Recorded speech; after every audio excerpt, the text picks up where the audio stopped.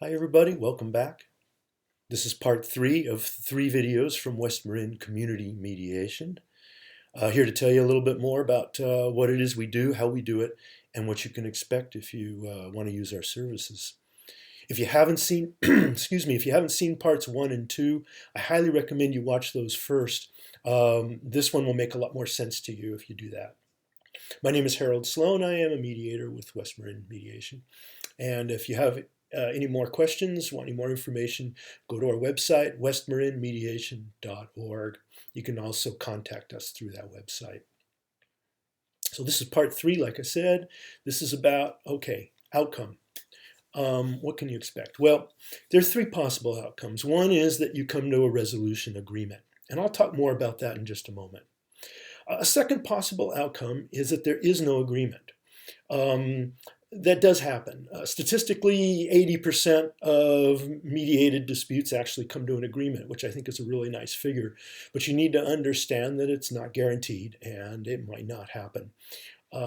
If that is the case, it's not really always a complete loss, because people can come away from mediations with a much deeper understanding of what's going on in their conflict.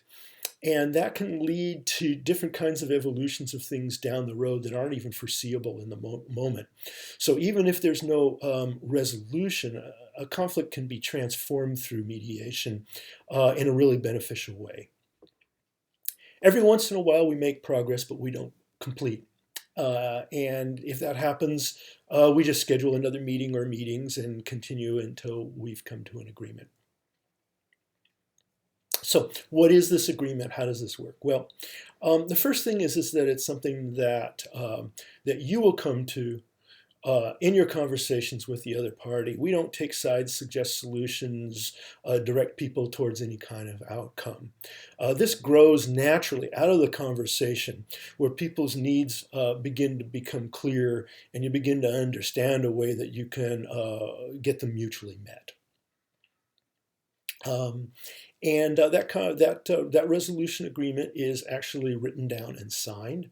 And the reason for that is not because it's a legal document or a contract. In fact, by law, it's not. It's not even admissible as evidence in a court proceeding.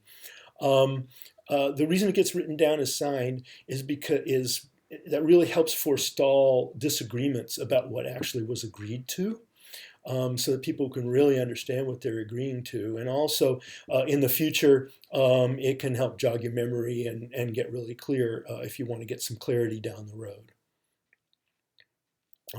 As I said, it's not a legally binding document, but the reason that it works is because it directly addresses the needs of all the parties involved.